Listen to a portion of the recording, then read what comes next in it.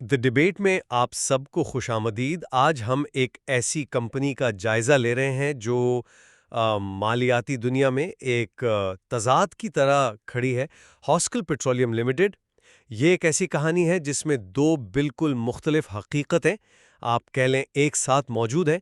ایک طرف یہ ایک فعال کام کرتا ہوا کاروبار ہے جس کے پمپس پر گاڑیاں تیل بھروا رہی ہیں اور کیش فلو بھی مثبت ہے۔ اور دوسری طرف یہ ایک ایسی کمپنی ہے جو صاف لفظوں میں کہیں تو ٹیکنیکلی طور پر دیوالیہ ہے، جس کی بیلنس شیٹ پر اربوں روپے کا خسارہ ہے اور جو اپنے قرض دہنداروں کے رحم و کرم پر زندہ ہے۔ تو آج ہماری بحث کا مرکزی سوال یہی ہے، کیا ہاسکل پیٹرولیم اپنی اس تباہ کن مالی حالت کے باوجود ایک غیر معمولی ٹرن اراؤنڈ سرمایہ کاری کا موقع ہے، یا پھر یہ ایک مالی جال ہے، ایک ایسا سراب جو سرمایہ کاروں کو مکمل تباہی کی طرف لے جا سکتا ہے؟ بالکل، اور میرے نزدیک اصل کہانی اس کی آپریشنل طاقت میں چھپی ہے۔ میں یہ ثابت کروں گا کہ ہاسکول کا بنیادی کاروبار نہ صرف زندہ ہے بلکہ مضبوط ہو رہا ہے، اور قرض کی تنظیم نو کے بعد یہ کمپنی دوبارہ اپنے پیروں پر کھڑی ہو سکتی ہے۔ اور میرا موقف یہ ہے کہ یہ آپریشنل کارکردگی جو ہے یہ ایک دھوکہ ہے۔ جب تک کمپنی 90 ارب روپے سے زائد کے مالیاتی بلیک ہول میں ڈوبی ہوئی ہے، یہ تمام مثبت اعداد و شمار مطلب بے معنی ہے۔ میں یہ دلیل دوں گی کہ اس میں سرمایہ کرنا ایک ایسے جہاز پر شرط لگانے کے مترادف ہے جو پہلے ہی آئس برگ سے ٹکرا چکا ہے۔ دیکھیں، کسی بھی ٹرن اراؤنڈ کیس کو سمجھنے کے لیے آپ کو بیلنس شیٹ کے شور سے آگے دیکھنا پڑتا ہے اور یہ سوال پوچھنا پڑتا ہے کہ بھائی، کیا اس کے پیچھے کوئی حقیقی کاروبار موجود ہے؟ ہاسکول کے معاملے میں جواب واضح طور پر ہاں ہے۔ ہم صرف اعداد و شمار کی بات نہیں کر رہے۔ 2025 کے ابتدائی 9 مہینوں میں کمپنی نے 6.1 ارب روپے کا مثبت آپریشنل کیش فلو پیدا کیا۔ اب ذرا اس پر غور کریں۔ ایک کمپنی جسے دیوالیہ کہا جا رہا ہے، وہ اپنے روزمرہ کے کاموں سے پہلے سے کہیں زیادہ نقد رقم پیدا کر رہی ہے۔ یہ ایسا ہی ہے جیسے ایک مریض جو لائف سپورٹ پر ہو اچانک میراتھن دوڑنے کے قابل ہو جائے۔ یہ صرف ایک نمبر نہیں ہے، یہ اس بات کا ثبوت ہے کہ کمپنی کا بنیادی انجن حیران انگیز طور پر طاقتور ہے اور اسے بچانے کے قابل ہے۔ فروخت کے ہجوم میں 37% اضافہ ظاہر کرتا ہے کہ ڈیلرز اور صارفین کا اعتماد بحال ہو رہا ہے، اور سب سے اہم بات، اس کے پاس ملک بھر میں 798 پمپس کا ایک وسیع نیٹ ورک ہے۔ یہ ایک ایسا اثاثہ ہے جسے آج بنانے میں آپ سوچے اربوں روپے اور کئی سال لگیں گے۔ تو ہاں، مالی حالت خراب ہے، لیکن اس خراب ڈھانچے کے اندر ایک صحت مند کام کرتا ہوا کاروبار موجود ہے جو باہر نکلنے کا راستہ تلاش کر رہا ہے۔ میں اس صحت مند کاروبار کی تصویر کو ایک بالکل مختلف زاویے سے دیکھتی ہوں۔ یہ آپریشنل اعداد و شمار جنہیں آپ بحالی کی علامت قرار دے رہے ہیں، دراصل ایک بہت بڑی اور خطرناک حقیقت پر پردہ ڈال رہے ہیں۔ آئیے ان اعداد و شمار کو ان کے صحیح تناظر میں رکھیں۔ ہم ایک ایسی کمپنی کی بات کر رہے ہیں جو 91.75 ارب روپے کے شیئر ہولڈرز خسارے کا شکار ہے۔ اس کا مطلب کیا ہے؟ اس کا مطلب یہ ہے کہ اگر آج کمپنی اپنے تمام اثاثے بیچتے اور تمام واجبات ادا کر دے، تب بھی وہ 91 ارب روپے کی مقروض رہے گی۔ اس کی فی شیئر بک ویلیو -79 روپے ہے، یعنی ہر شیئر کی کوئی قیمت نہیں بلکہ اس پر 79 روپے کا قرض ہے۔ یہ کوئی چھوٹا موٹا مسئلہ نہیں ہے، یہ ایک ایسا مالیاتی بلیک ہول ہے جس نے کمپنی کی بنیادوں کو ہی نگل لیا ہے۔ اور یہ صرف میری رائے نہیں ہے، کمپنی کے اپنے آڈیٹرز نے اس کے گوئنگ کنسرن پر شدید شکوک کا اظہار کیا ہے۔ گوئنگ کنسرن پر شک کا اظہار مالیاتی دنیا کا سب سے بڑا ریڈ فلیگ ہوتا ہے نا؟ یہ آڈیٹر کا سرکاری طور پر یہ کہنے کا طریقہ ہے کہ بھائی ہمیں یقین نہیں کہ یہ کمپنی اگلے 12 مہینوں تک وجود بھی رکھے گی یا نہیں۔ یہ اس بات کا باقاعدہ اعلان ہے کہ مکمل تباہی کا خطرہ حقیقی اور فوری ہے۔ تو آپ مثبت کیش فلو کی بات کرتے ہیں، لیکن میں ایک ایسی عمارت دیکھ رہی ہوں جس کی بنیادیں ہی نہیں ہیں۔ میں تسلیم کرتا ہوں کہ بنیادیں کمزور ہیں، لیکن یہیں پر تو تنظیم نو کا کردار آتا ہے نا۔ آپ جس مالیاتی بلیک ہول کا ذکر کر رہی ہیں، اس سے نکلنے کا واحد راستہ قرض کی تنظیم نو یعنی ڈیٹ ریسٹرکچرنگ ہے، اور یہ عمل جاری ہے۔ یہ صرف ایک امید نہیں بلکہ ایک ٹھوس منصوبہ ہے جس پر کام ہو رہا ہے۔ اس تنظیم نو سے 31.7 ارب روپے کا جمع شدہ سود ختم ہو سکتا ہے اور باقی قرضوں کو طویل مدتی قابل انتظام ادائیگیوں میں تبدیل کیا جا سکتا ہے۔ یہ کمپنی کی بیلنس شیٹ پر ایک ریسیٹ بٹن دبانے کے مترادف ہے، اور ایسا لگتا ہے کہ مارکیٹ بھی اسی بات پر یقین رکھتی ہے۔ پچھلے 12 مہینوں میں اسٹاک کی قیمت میں 84% اضافہ کیا ظاہر کرتا ہے؟ یہ سرمایہ کاروں کے اعتماد کی عکاسی کرتا ہے کہ تنظیم نو کامیاب ہوگی۔ مارکیٹ قلیل مدتی مسائل سے آگے دیکھ رہی ہے اور اس بنیادی آپریشنل طاقت کو پہچان رہی ہے جس کا میں نے ذکر کیا تھا۔ معاف کیجیے گا، لیکن کیا یہ اعتماد ہے یا صرف قیاسہ رائے پر مبنی ایک خطرناک جوا؟ آپ تنظیم نو کی بات ایسے کر رہی ہیں جیسے یہ بس ہونے ہی والی ہے۔ یہ عمل 2022 سے جاری ہے اور اب ہم 2026 میں داخل ہو چکے ہیں اور ابھی تک کوئی حتمی معاہدہ سامنے نہیں آیا۔ اس غیر معمولی تاخیر کا کیا مطلب ہے؟ اس کی دو ہی وجوہات ہو سکتی ہیں۔ یا تو قرض دان اور مینجمنٹ کے درمیان شرائط پر شدید اختلافات ہیں، یا یہ عمل ناکامی کے قریب ہے۔ سچ تو یہ ہے کہ کمپنی کا مثبت کیش فلو پیدا کرنا دراصل اس کے خلاف جا رہا ہے۔ چونکہ بینک دیکھ رہے ہیں کہ کمپنی کیش پیدا کر رہی ہے، وہ بہتر شرائط پر اصرار کر رہے ہیں، جس سے مذاکرات مزید طویل اور پیچیدہ ہو رہے ہیں۔ جب تک کوئی حتمی دستخط شدہ معاہدہ سامنے نہیں آتا، یہ سب کچھ صرف ہوا میں باتیں ہیں۔ اس انتہائی غیر یقینی عمل کی کامیابی پر سرمایہ کاری کرنا آنکھیں بند کر کے چھلانگ لگانے کے مترادف ہے۔ آپ اس تاخیر کو ناکامی کی علامت سمجھ رہی ہیں، جبکہ میں اسے ایک پیچیدہ اور محتاط مذاکراتی عمل کے طور پر دیکھتا ہوں۔ جب اتنے بڑے قرض اور اتنے سارے فریقین ملوث ہوں تو جلد بازی میں کیا گیا کوئی بھی معاہدہ کمپنی کے لیے زیادہ نقصان دہ ہو سکتا ہے۔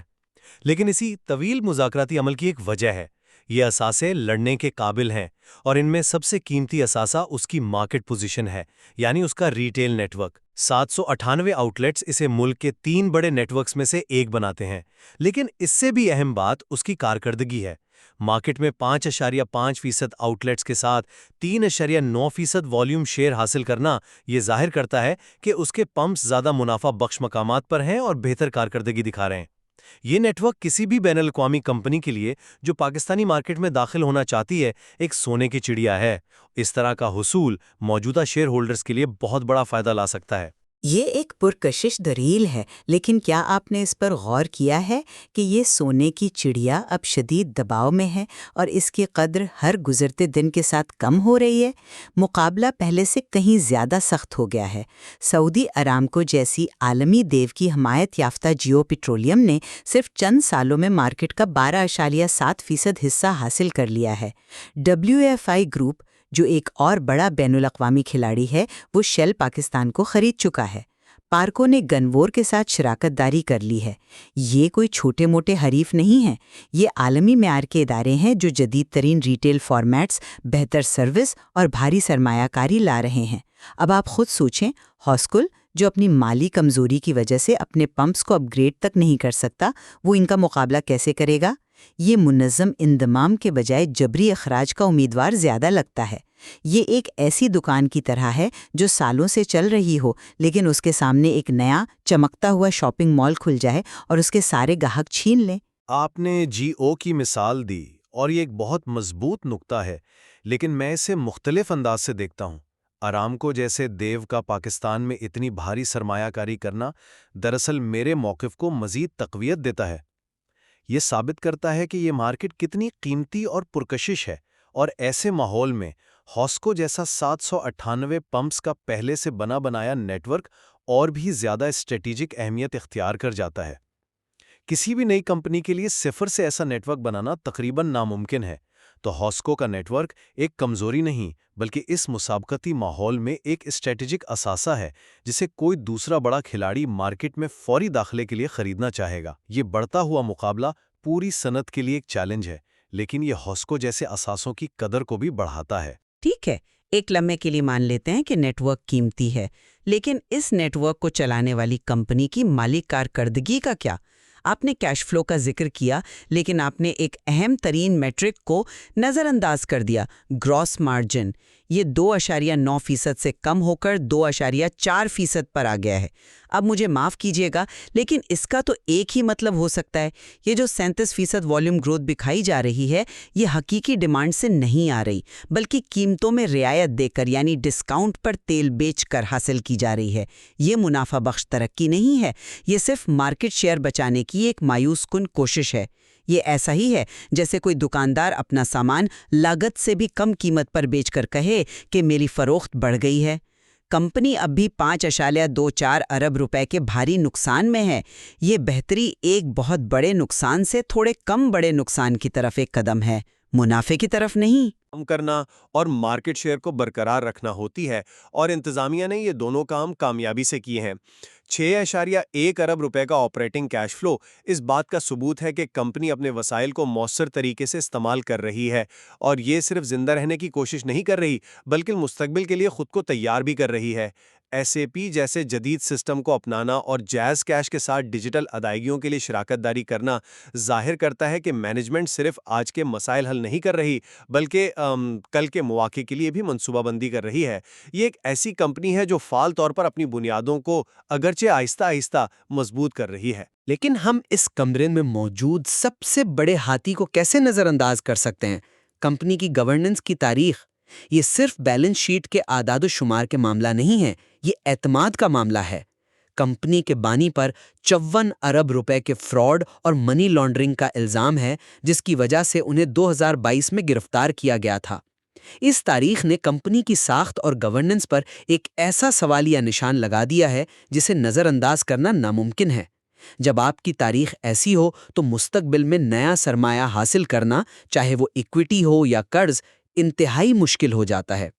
کون سی بین الاقوامی کمپنی یا سرمایہ کار ایسی کمپنی میں پیسہ لگانا چاہے گا جس کی تاریخ اتنی داغدار ہو؟ یہ صرف ایک مالیاتی مسئلہ نہیں ہے، یہ ایک ساخت کا بحران ہے جو اس کے مستقبل کے تمام امکانات کو محدود کرتا ہے۔ اس لیے جب آپ ایس اے پی اور جیز کیش کی بات کرتے ہیں تو مجھے یہ ایک ایسی عمارت پر نیا پینٹ کرنے جیسا لگتا ہے جس کی دیواروں میں دیمک لگی ہوئی ہو۔ تو بیس کو سمیٹتے ہوئے میرا موقف بہت واضح ہے۔ ہائی اسکول میں سرمایہ کاری کرنا ایک ایسے سراب کے پیچھے بھاگنے کے مترادف ہے جو بہت دلکش نظر آتا ہے لیکن حقیقت میں موجود نہیں۔ کچھ آپریشنل بہتری کے باوجود یہ بنیادی طور پر 91.75 ارب روپے کے خسارے کے ساتھ ایک دیوالیہ کمپنی ہے۔ اس کا وجود قرض دادانگان کی خیر سگالی پر منحصر ہے جو کسی بھی وقت ختم ہو سکتی ہے۔ شدید مسابقت اس کے مارکیٹ شیئر کو کھا رہی ہے، ریگولیٹری خطرات ہمیشہ موجود ہیں، اور تنظیم نو کا عمل غیر یقینی طور پر طویل ہوتا جا رہا ہے۔